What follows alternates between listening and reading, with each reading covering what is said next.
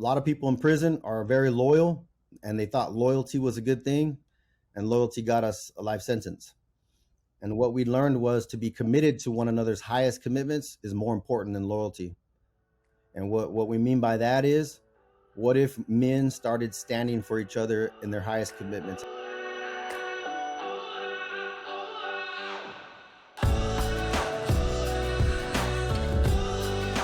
Hello, my friends. My name is Chad, and this is the Naked Leadership Podcast, high-stakes conversations for relentless company founders.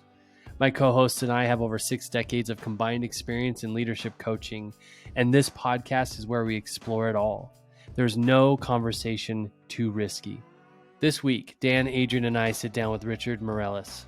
Drawing from all of his experience of being incarcerated for 21 years from a life sentence, Richard has dedicated his life to helping other formerly incarcerated people successfully transition back into freedom.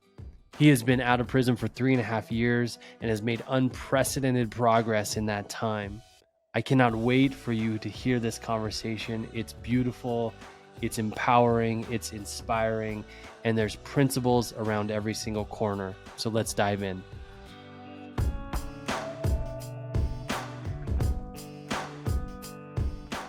Gentlemen, Adrian, Dan, how are you? You're doing great, man. It's so good to be with you. I'm happy to be. Dan, I'm glad you're back in the conversation, man. We had a couple of conversations without you. I'm glad to see you're back at it. You didn't get a taste of the good life without us and leave forever. No, I got to travel around and do a little bit of work, but I understand my better half was on with you guys, and she had a great. So I'm I'm excited that she's going to be a regular now. So at least once a month, we're going to see Eileen or hear Eileen in the podcast. So good. Richard, right. Thank you for being here, man. Thank you for having me. I'm doing well. I really appreciate the opportunity. It's only the second or third time we've talked online, of course, but second or third time I've got to see Dan. You mentioned Eileen right now, and they've spent at least a year of quality time in my life, and 12, 13 years later, still, it's like they're in my ears, you know. They're not only me, but my team and the organization that we developed, and they are still driving us by the principles that they taught us. And so it's phenomenal to be here to see Dan. He has a special place in my heart. Well, that's a beautiful transition right into the story. Let's not waste any time. I believe you're the first ex-con that I know of that we've had on the podcast. Oh, is that true? Well, on my podcast, that's generally all I invite. My podcast, the Prison Post, I just invite folks to come and share their transformational stories who have been formerly incarcerated. So, yeah. So here you go. So tell us, brief overview of your story, where you come from. Okay, I was raised in the Central Valley to a single mom, and we grew up in poverty in the projects, Section 8 housing, without a dad. And you know what? I didn't know we were poor. I thought welfare cheese and that made good quesadillas, and powdered milk made good cereal. And I was loved, and I had great grandparents and a little sister. But Mom got married around the age of 10, and there's a new guy in the house, and we just never gelled. And that was like the beginning of the end for me. The love and the affection, the attention, the affirmation that I had received from my mom at one time, all of a sudden seemed to be gone. And, you know, she's been happily married now, a second marriage for 25 years. But back then, you know, it seemed like this guy was stealing my mom's identity, wanted her to be somebody else. And those really weren't the values that I was raised with. So I grew to resent him, hate him, you know, and gave myself over to a life of, even in junior high and high school, drinking, drugging. And, you know, on the surface, it may have looked well to some people that I was the first one in my family to graduate from high school and join the Air Force. But behind the scenes, I had a secret that, you know, I was a drug addict, and just took myself to the limits of using drugs. And ultimately that culminated with receiving a life sentence in prison. In 1998, I was sentenced to 25 years to life. Back then, you would think that going to prison would be enough to change anybody. There I was, not supposed to get out until December of 2021, not even get out, but go before a parole board for a review. And some laws changed that made that possible for me to get there earlier. But while there, I remember Governor Gray Davis saying the only way a lifer will ever leave prison is in a pine box. And I believed him. There was a culture of despair. People with life didn't go home. And it was more important for me to get along and go along than to take a stand for those values that I was raised with. That's deeply who I wanted to be, but it wasn't who I was intended to be. And so I gave myself over to doing the same thing in there, but now even worse, and started using heroin in prison. And we went on a 10-month lockdown, which means you can't leave your cell. And into that 9 months into that lockdown, me and my cellmate nearly overdosed on heroin. And we were at death's door on our deathbed and could barely move. And we had BB King, The Thrill Is Gone on repeat. And the thrill was gone. And that was it. We were turning blue, could barely talk, move. And like my life flashed before my eyes. And I said, here I am. I'm going to die as a drug addict in prison. I failed my mom. I failed my grandparents. I failed my family. I failed myself. I failed society, did nothing but harm. And here I am with a life sentence, going to die in prison. And I just said, help me, God. I don't want to die as a drug addict in prison. And that was the last time I used. That's been 22 and a half years now. That was it for me. And little by little, I stepped into a new life, started making new decisions. They were measured with some wisdom of trying to keep myself alive in there. Like Dan says, keep the spacesuit alive. That was the goal, keep alive, and also start fighting for new ways to transform my life. And I did that in my own way. I'd never finished a book before going to prison. Before I left, I read 750 books of leaders and history and biographies, and earned an AA degree, and then a bachelor's degree, and then a master's degree, and started around 2005 really working towards serving others and finding ways to give back.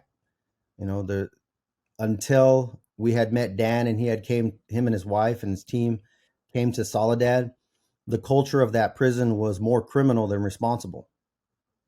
And what they brought to us was a vision of something we'd never heard before that sounded crazy to us, which was, what if we could create a small island of transformation and invite others to our small island? And one day, our small island will be the big island, and the small island will be those who are committed to their criminality. And that's what we did. We achieved something absolutely phenomenal in transforming the culture of that prison.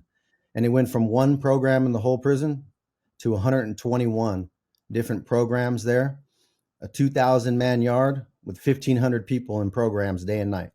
So before they would only let us use the cafeteria. Now the warden saw something new going on, opened up the visiting room, the education department, the library, the gym, so that we could be running all kinds of different programs. And those who went through our Ready for Life went out there, and we used to call it infiltrate. We started infiltrating and creating groups and going into groups and being the leaders in those groups. And we became committed to transforming lives and healing that community. And, a lot of people in prison are very loyal, and they thought loyalty was a good thing, and loyalty got us a life sentence. And what we learned was to be committed to one another's highest commitments is more important than loyalty. And what we mean by that is, what if men started standing for each other in their highest commitments? If your highest commitment is God or freedom or your family or your education, and if I'm veering off course in any of those areas, then my brothers in there could say, hey, what's going on? Whereas And if I was to ask them to come with me to go and get in a fight, they said, no, I can't stand with you in that. I can't stand with you in that. So I met a group of great guys. We formed a team, started building something in 2012. We met Dan Tacchini and his wife Eileen and the team that they brought in. And we went through their 3-day workshop and then their 5-month workshop. And that set a whole new path in order. He helped create some monsters, some vision casters. You know, in that prison, I think Eileen wrote a curriculum called The Quest. 1,300 people have gone through The Quest, and she taught us how to lead it and coach it. And not one person has ever recidivated. And that's really our claim to fame at Crop, is that we can take your recidivism rates to zero in this state. I was the first one on my team that got out. We cast a vision to start our organization in Sacramento. I came to Sacramento, fought hard for my buddies to get out. All of our core team that stuck together were all sentenced to life. We had 108 years to life altogether. And within 13 months, the rest of my guys were out. And they had 40 to life, 52 to life, 26 to life. 2 were commuted by the governor. 1 sentence was overturned. And another 1 sentence was overturned as well. And here we were, and we got an apartment. We met up. We started brainstorming. We found out in the reentry field, that's the organization, CROP organization is an acronym for Creating Restorative Opportunities and Programs. And in the reentry field of people coming home, how do we serve those who are formerly incarcerated to have a future worth having? Most of the time, our belief about ourselves in prison is that the ceiling for who we can be and what we can do is like right here. We're about to bump our head. And in reality, the ceiling doesn't exist. You ask most people that are about to get out from prison, and I'll go like 1 more minute and I'll turn it over. But you ask most people, what are they going to do when they get out? They say, man, I don't know. I just want to get out. Yeah, but what are you going to do? Where are you going to live? What's your career? Where do you want to go? What kind of father you want to be? You want to be a homeowner? That is what Dan and Eileen brought to us, is the ability to take the blinders off like a horse running a race and say, are you willing to dream what is possible? And not just dream in a positive thinking kind of way, like you can do it, hoo hoo, rah rah, but put action behind it. Are you willing to dream first? And then what are the steps that you can take to make that happen? And once that starts happening, then we can see that we have more value than just, working gig economy jobs for the sweat off our backs and making minimum wage and struggling on whatever, $15 to $25 an hour. And so we created something where we said, we're going to close all the different silos that are out here in reentry, whether it's mental health or housing or drug and alcohol rehabilitation, career development. We're going to close all of that in and bring it under one umbrella that is holistic and heart-centered.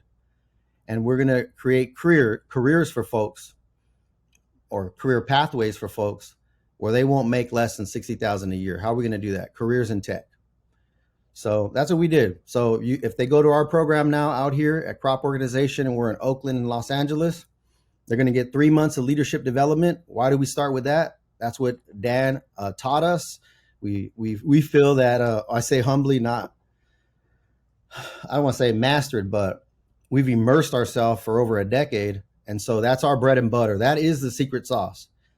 Folks that go through our program will get 3 months of digital literacy, 3 months of financial literacy. We work with Google. Google comes on site and trains all of those in our program, and they'll get a certification, that one of Google's certifications. We have on-site bankers that come for 3 months, and they get trained in financial literacy for everything from banking to owning a home. And then they get professional workplace skills with LinkedIn Learning.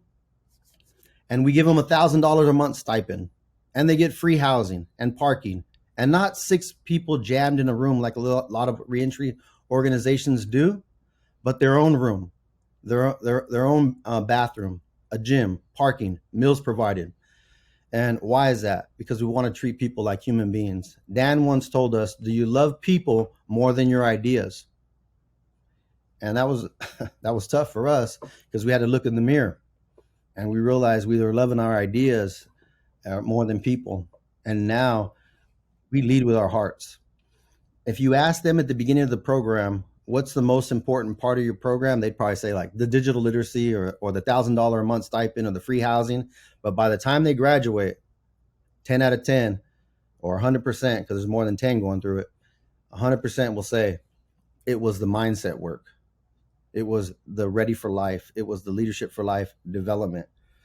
So after those 3 months of having all those components, then they'll go through 9 months of immersive training in one of 3 tracks, either B2B sales, with in B2B sales, or UX design, or IT support. Just the other day, we met with a man named Farouz, who at 32 years old from India became the head of SAP, the second largest tech organization in the world. We partner with Microsoft, Oracle, Blend, and now SAP in finding not only here's a certification, now go find your job in tech companies that largely won't hire formerly incarcerated people, but we created the employer development piece to invite employers to hire formerly incarcerated people, not because poor me, I never got a chance in this world, but because of their talent, because of their commitment, because these folks are ready to go based on their mindset, their work ethic. And so that's it. We help them with long-term housing. It's a 1-year program, and that's what we're doing today. In that amount of time, we took our ideas to the state. We raised $3 million on our own through supporters and people who believed in our vision, and we took our ideas to the state. The state saw that, well, we're giving $14.2 billion a year to the correctional department, CDCR. Only 2.3% of that is used for rehabilitative programming. And the recidivism rates are above 60%. These guys have a 0 recidivism rate. It'll cost us a lot less, and they get all that holistic, work and a career. And let me tell you, when someone starts making a livable wage job, having a career, they have an opportunity to. They don't want to go back. They don't want to go back to those old lifestyles, especially when their thinking has changed. The state granted us $28.5 million for our first pilot program over the next 3 years. The only constant in an organization like yours is change. I want to take just a second to tell you about The Change Imperative, an ebook written by our very own Dan Tacchini. Let me ask you, how do you personally relate to change in your business? Does it feel like a threat at times? Does it ever feel like you can't keep up with it, or it never happens fast enough? Are there certain players on your team that resist change and keep your company stuck? Growth, change, and transition, these intersections often come with confusion, frustration, and resistance. You can flip those experiences into clarity, confidence, and alignment with the Change Imperative ebook. The Change Imperative is instructions for innovating with your team. Go ahead and click on the link in the show notes to get your free copy of the Change Imperative now, and feel confident about creating the change in your company necessary to take it to the next level. Wow. How long have you been out of prison? 3 years and 5 months. How many graduates do you have? We did our first pilot program. We graduated 15, and starting in January, we will be having 50 people in Oakland go through, and I think 40 people in Los Angeles. Oh my gosh, it's unbelievable, man. Thank you.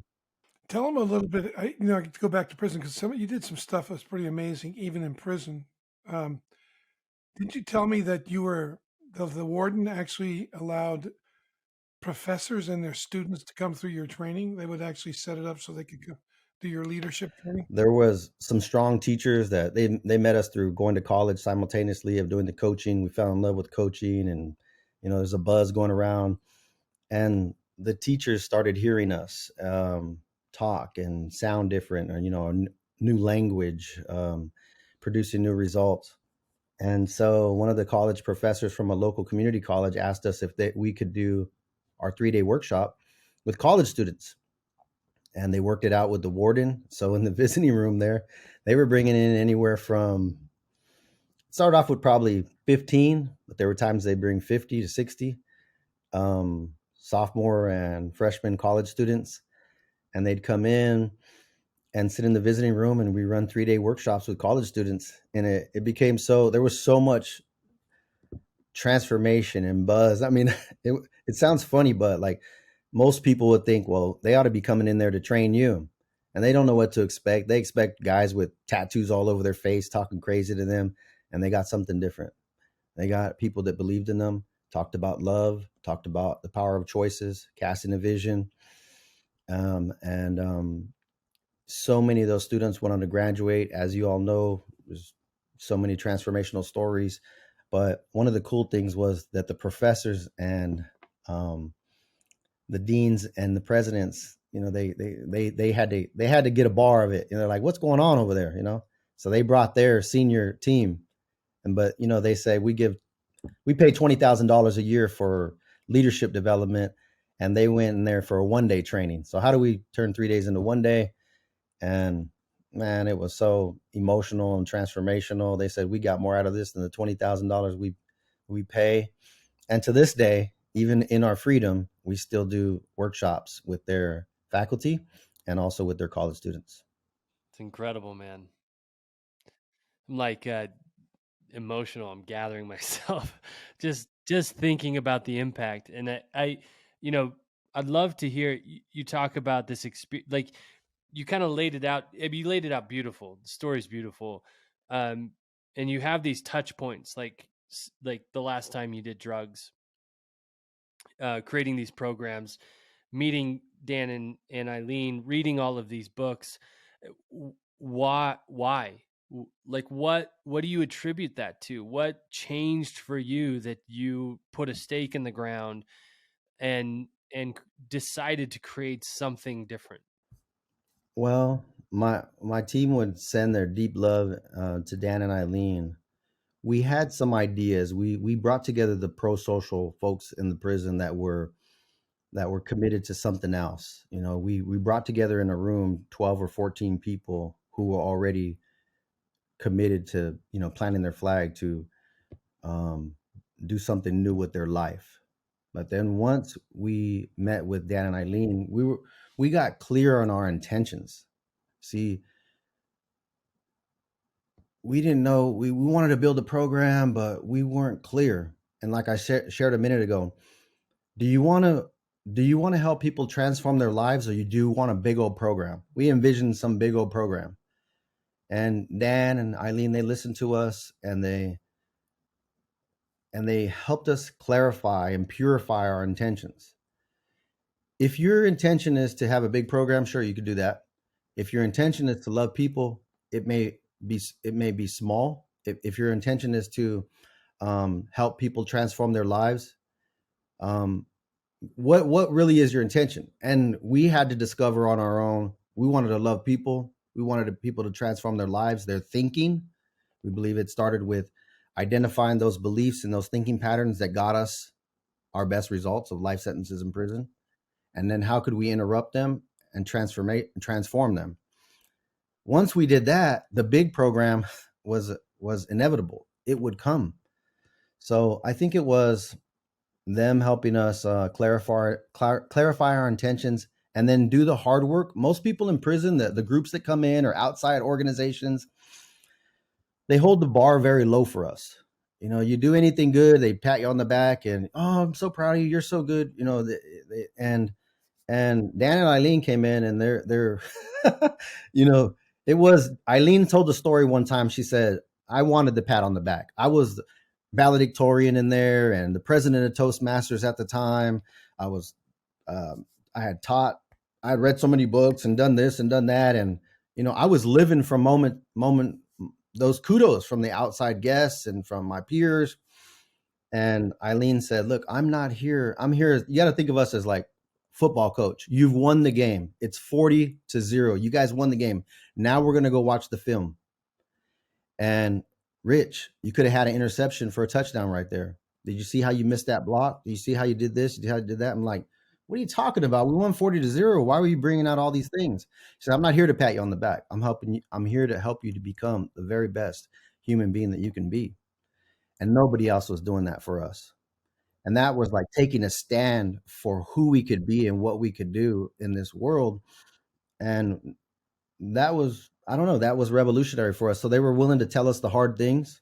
They were willing to put up a mirror to us and really show us. Dan did the same thing. You know, I'll tell a quick story of, I wanted to be liked. I wanted to be, Dan once said, sometimes nice guys are secret haters. I told him why I wasn't honest to somebody once. And he told me, well, sometimes, I told him I wanted to be a nice guy. He said, sometimes nice guys are secret haters. I didn't like hearing that, but I found out what he meant. But I wanted to impress them. I went last on my team when they were training us. I rewrote the manual 3 times. In fact, they told somebody in the feedback session to be creative. So I said, oh, okay, I'll get creative. And I changed one of the charts, and I delivered a 20-minute filmed part of the seminar with a new chart.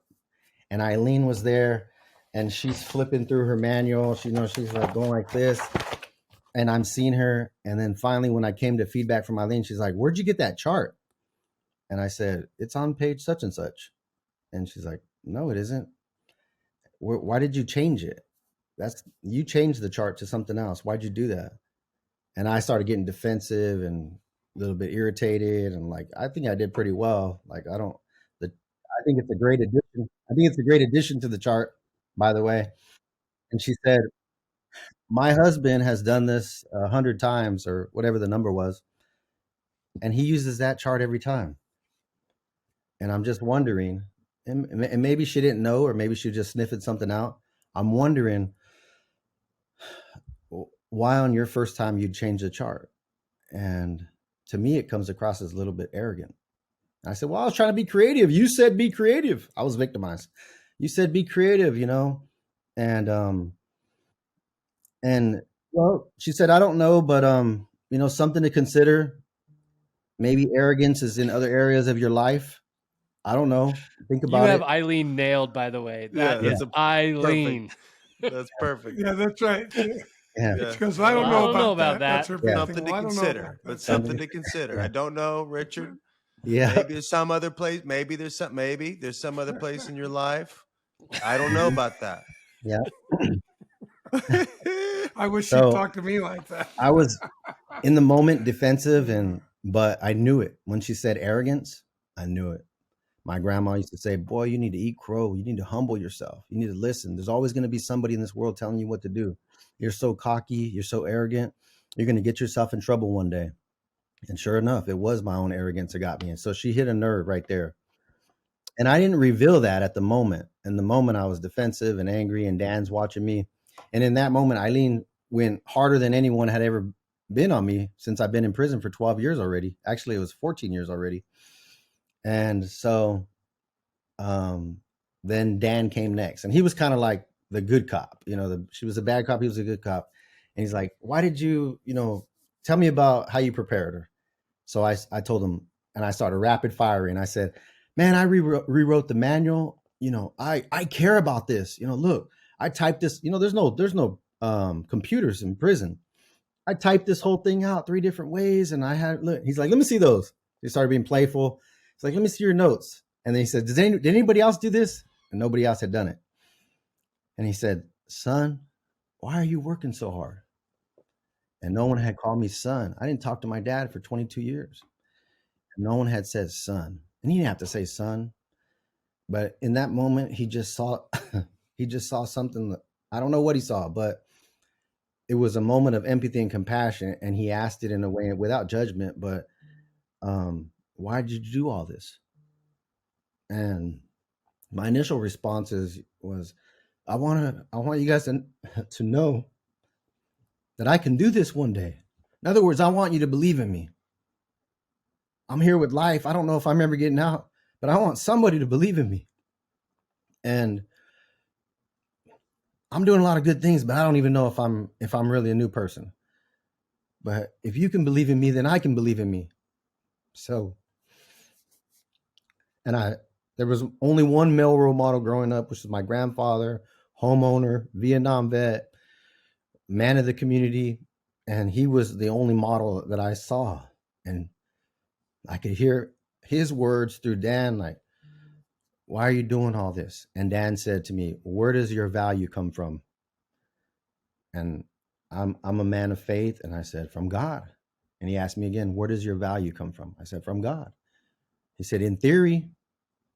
And I knew it right there. In theory, I would tell you that my value came from God. But in reality, in the way I was living my life, my value was coming from the approval of others.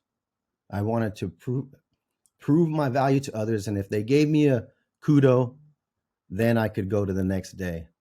And he said, don't work hard for your value. I don't care if you accomplish another thing, you are infinitely valuable. Work hard for your future. Work hard to be a homeowner, a good husband. Um, work hard for some of the things you may want in life, but don't work hard for your value. That night, I could not sleep. And I realized, one, I was hiding arrogance and being arrogant in a lot of other areas of my life. Like Eileen pointed out, it was like hit the nail on the head, like boom, that was the bad part. The other bad part was I was working for value. And I said, I'm not doing that anymore. I would send home degrees and my grandma would put them on her fridge and my cousins would say, that's good, grandma. We'll see what he does when he gets out. And that would fuel anger in me. I'm like, oh, you don't believe me with a bachelor's degree? I'm gonna show up with $100,000 job with an MBA or a doctorate. Then you'll believe me, And now I don't care if you believe me or not. That says more about you than it does about me. I'm gonna live my life and with my purpose, whether I'm believed or not. That's really what. There's stories like that from all of my team of our transformational moments that we. And once that was gone, once we could not gone but still there, like Dan used to say, like an old friend, that you'll hear arrogance in your ear, but it no longer we no longer allow those ways to rule us. No, it doesn't mean they don't come up at times, but they don't rule me anymore as they did at one time. Yeah. Yeah. Do you know that Adrian was the one who basically brought me to the prison? Did you know that? Yeah. So I met Adrian at a training and he hired me to develop that curriculum. And then he introduced me into the prison. Then he had moved on from the company and I just completed the work that I was doing there. So I didn't know if you knew that connection. So he ran Jesse's organization and had hired me, sought me out and hired me. Yeah. So that's the connection Really, there. thank you, Richard, for holy cow. I don't know if I've ever been on a podcast where it's like, can we go on for 5 hours, please? Because we're just getting started. Yeah. Well, here's, you've said so much, and I definitely have follow-up questions just to reveal.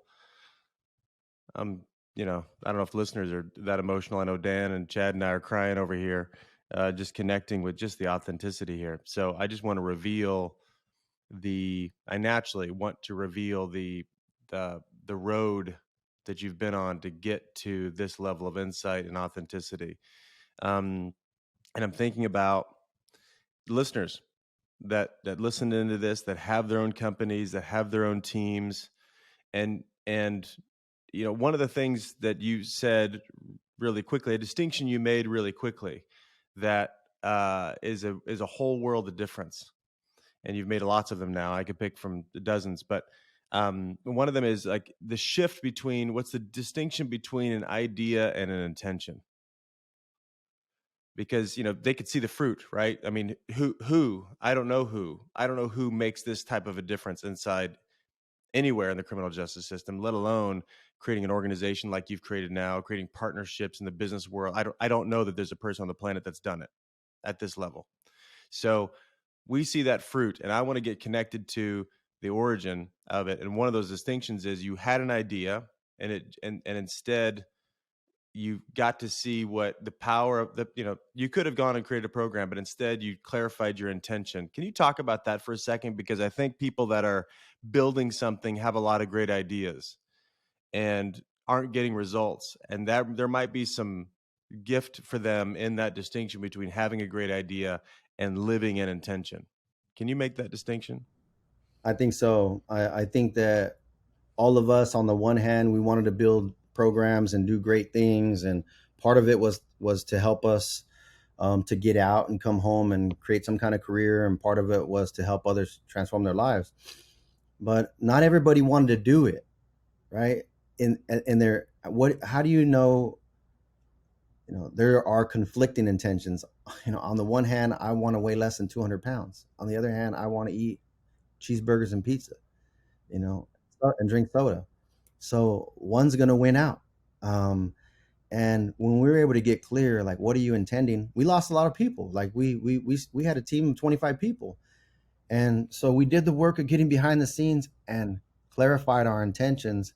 And some went on to be firefighters, and some went on to be plumbers, and that's all right.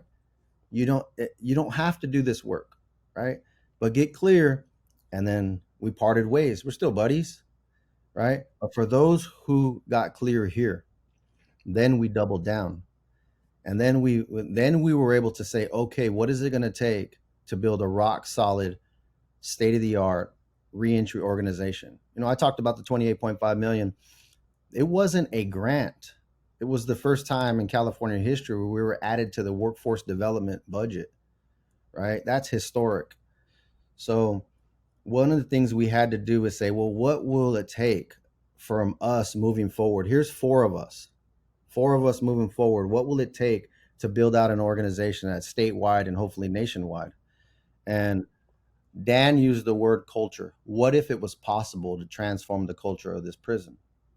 So what was the same principle there? People talk about that in companies out here in, you know, Fortune 500s. I don't know if it was from Dan, but somewhere along the way we read, culture will eat strategy for breakfast any day of the week. And for us, we had to say, okay, what does that mean? So we came up with some principle. I think we learned it in Good to Great. First who, then what?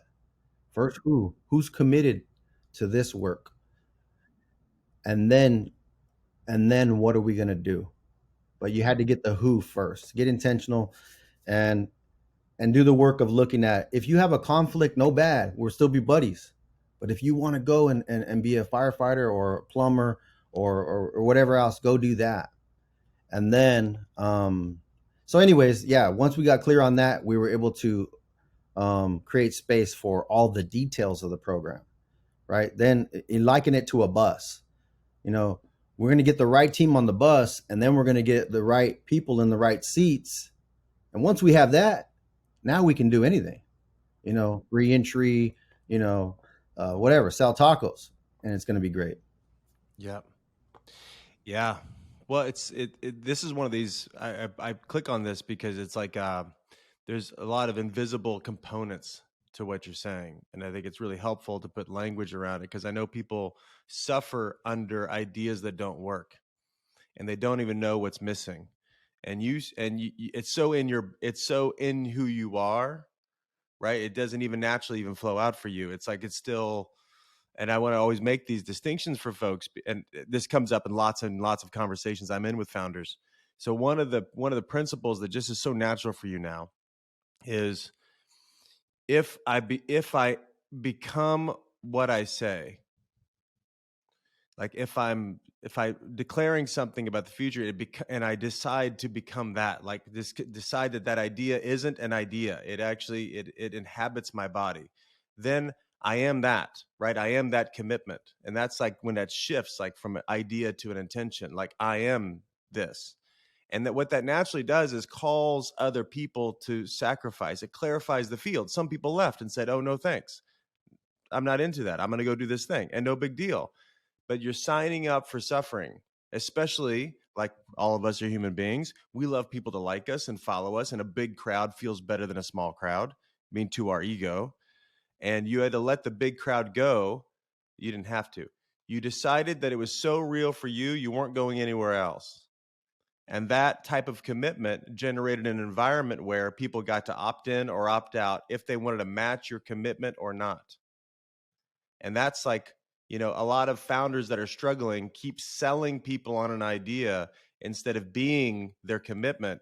and letting people opt in or opt out, and letting some great talented people go because they aren't willing to live the sacrifice needed to generate the future you're talking about.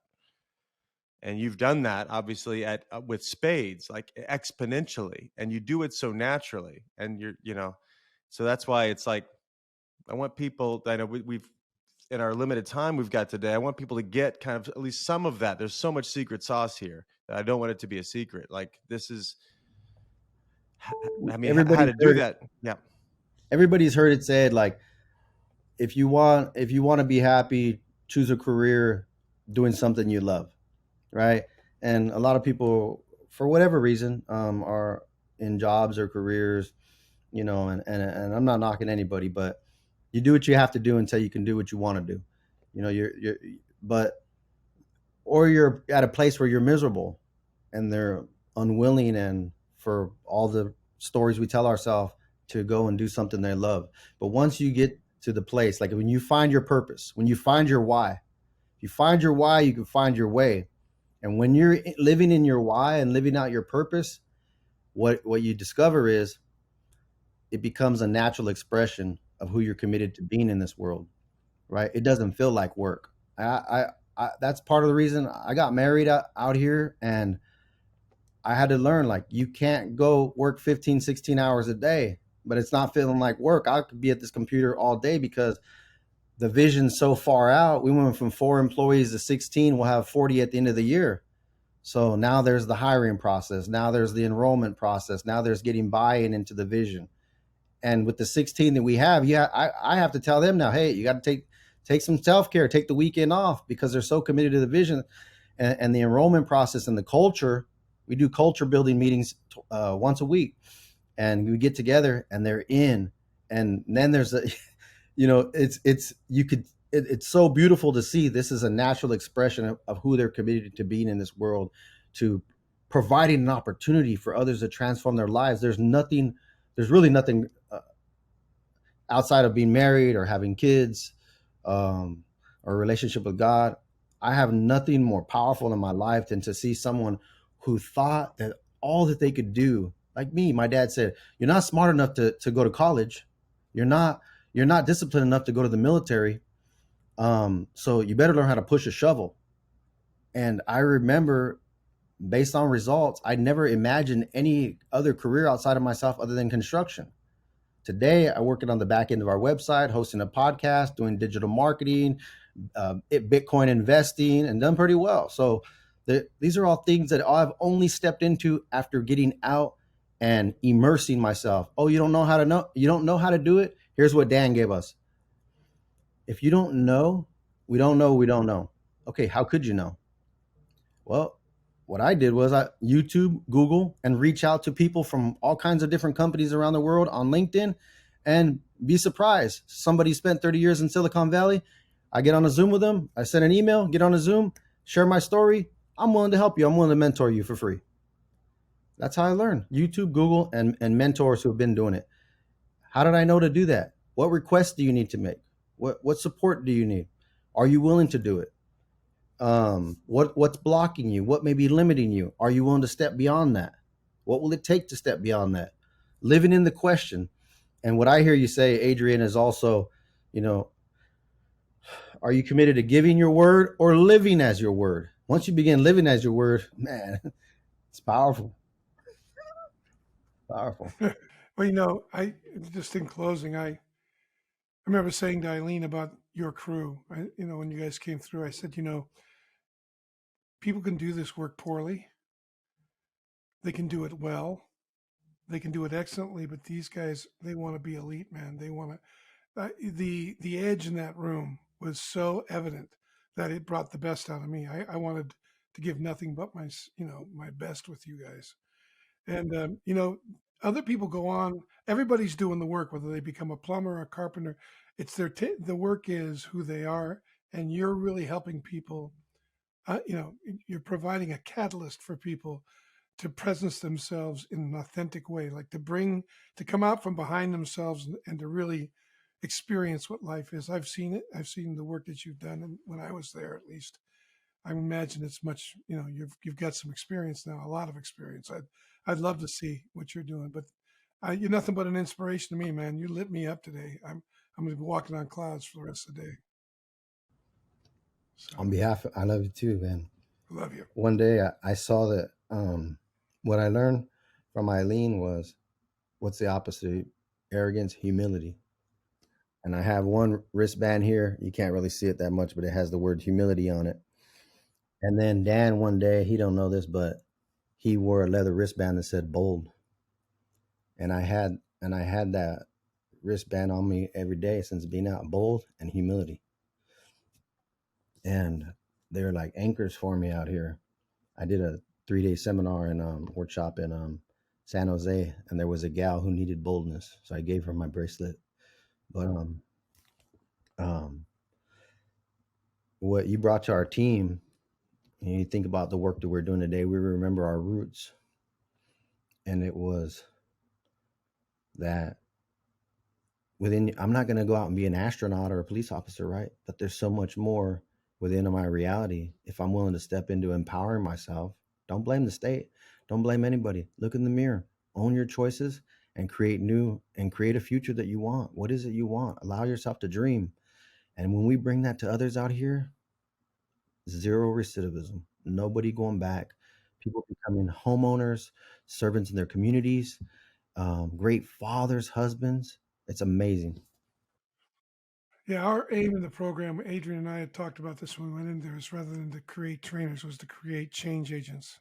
That's really what we were aiming at. And to see you and hear you, man, you give me goosebumps everywhere. Thank you. You're Chad. I think you're on mute. I didn't hear you. That I am. I just said mission accomplished, man. Created some change agents. This has been incredible, Richard. I would love to know. I like Adrian. I was like, can we just keep going for hours and hours? I want to know: is there anybody who's listening that is touched by the story, believes in the purpose of Crop? Is there a way for them to get involved, support? How? Where do you point people that say, well, that I would really like to put my name on that? They can. That's a great question. Thank you so much. They can go to croporganization.org on our website. You can even type in croporg.org. It'll pop up. We're on all social media, Twitter. I was running 13 social media channels at one time, running wild out here, but getting some help now. And yeah, Twitter, Facebook, creating restorative opportunities on Facebook, on Twitter, Crop Organization, and on LinkedIn as well. But really, our website, and we have an application.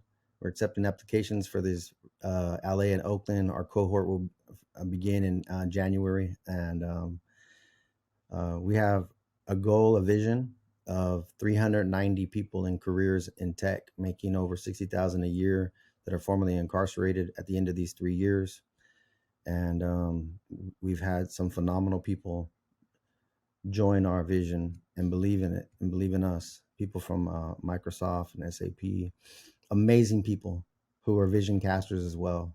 And there's that common denominator, and they're just crazy enough to believe in, and we are too. And it really isn't about being crazy. It's just about believing in people. That's it. How'd you come up with the number 390? Well, we said 500 and the state scaled us down. We said we could do 500. A numbers thing of what it would take to train, to take that many people through in 3 years in 2 different cities. But our goal would be to take the program to all the different cities, the major cities who need the most help with reentry in California, and then to other states after that. And so, yeah, we said 500 to the state. They said, well, let's start with 390. And if you do that, there'll be more funding. Well, yeah, go get it, man. I believe it. Richard, thanks again, man. I'd love to end on this, knowing that most of the people that listen to this podcast, company founders, and all of the experience that you have in leading people. I mean, I was just thinking here for a minute. It's like we get so many complaints from our clients and just from founders that we get to talk to about the people that they lead, the people on their team. And I'm thinking, well, why don't you try leading a group of prisoners, right? Like leading a group of criminals. So just the experience that you've had is just unbelievable. Any final thoughts for them as they struggle, as they work through challenge, as they build, as they dream, as they question where the bar is, all of that sort of stuff? I'd say if you're a founder, a CEO organization, or you're on a team of founders, you have to, John Maxwell once said, people don't care how much you know. I mean, you got the title. People don't care how much you know unless they know how much you care. If you're, whether your employees or those you're serving believe in you, then they'll believe the vision. But if they don't believe in you, they don't buy into you, they'll never buy into the vision. You can replace the vision, but if they don't buy into you, that you care about them, once people know that you care about them, they're willing to follow. They're willing to go where you go. You know, they'll own the vision of your company in the way that you want it to. But if it's about you and you're complaining about them, you know, and that's another thing. I would say anytime you have a complaint, you have to look in the mirror first. Anything that's going on that you're complaining about is only feedback for you. It's feedback. So what is it about me that my company, this is happening in my company? You know, if people are slacking or gossiping or stealing or I don't know, whatever people do, you know, not putting in a full 8-hour day, you know, that's feedback for you. So look in the mirror first and own that. And then what are you modeling? So I think that, and then, so I think the most important thing is loving your team. If they know that you care about them, I love my team.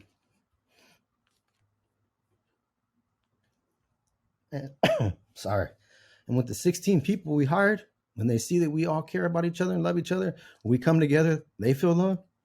You know, there's nothing we won't do. There's other nonprofits out there. They hate their executive director. Nobody talks well of each other. They're unwilling to have difficult conversations. We make ourselves available to have difficult conversations, even with your closest friends. You know, we have to have them. So you have to be willing to have the difficult conversation, love people, and invite them to feel cared for, and they'll believe it. They'll believe in the vision for your company, or they'll go do something else. Awesome. Thank you, Richard. Yeah, beautiful, man. This is such a great you. addition to our conversation. I'm so honored and so grateful. Absolutely. Thank you. And if they don't believe what I'm saying because I'm formerly incarcerated, go read some great leadership books. I read 150. They're all saying the same stuff. All right. Bye-bye, everybody. All right. Take care. Love you, Dan. Well, my friends, thank you so much for joining us for another episode of the Naked Leadership Podcast. As a heads up, every Friday we post a Cliff Notes version of that week's conversation with all the highlights in under 5 minutes. Check that out for a quick and powerful reminder of the principles discussed. I hope this conversation has been valuable to you. If it has, the greatest compliment you could pay us is sharing it with somebody who could use it. Thanks so much for listening, and until next week, bye-bye, everybody.